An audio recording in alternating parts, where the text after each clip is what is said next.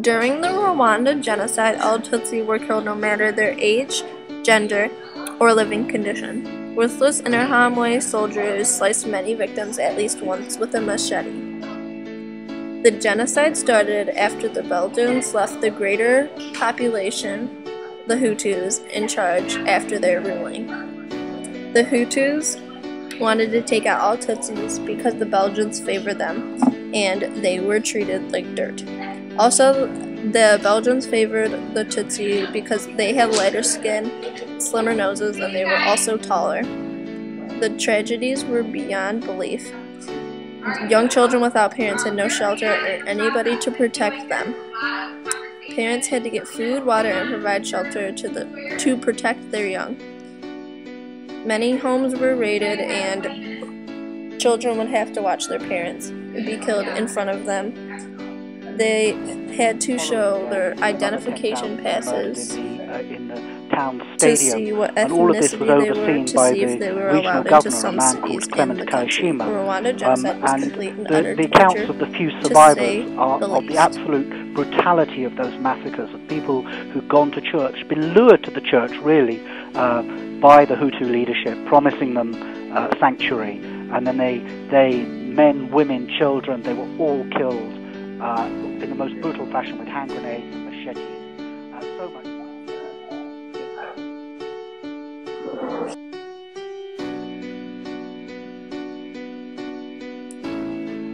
After 100 days, around 1 million people were killed, opening the world's eyes and promising to never let another genocide take place ever again.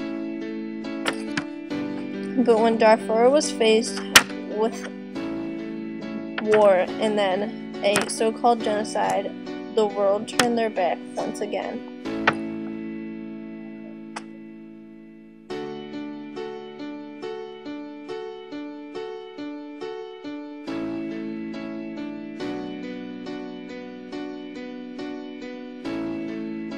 Black African Muslims lived in fear every day, afraid their homes would be set on fire or they wouldn't get food for days or even weeks. Many lived in refugee camps that were packed tight with Black African Muslims. The Janjaweed would cut off food supplies to the camps and would make the refugees travel outside the camp in search of food and water. They would rape the women and when they would leave camp and kill them. Displaced women caught in a war between the government, militias, including the so-called Janjaweed, and various rebel factions in Sudan's Darfur region. When women go to collect firewood, people on camels appear and chase the women down. We have to accept it. I mean, we have to accept that there is a war. And in such a war, there is mobilization of people. They live vulnerable life. Vulnerable to section.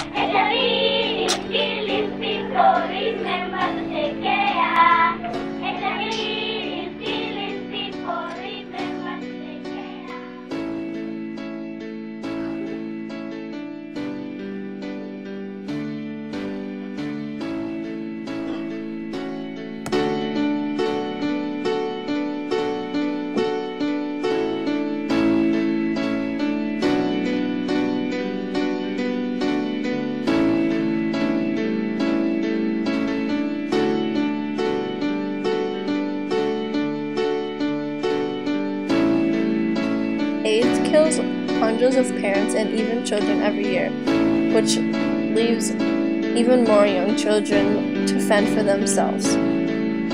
Those living in the sub-Sahara area know how hard life is as an orphan.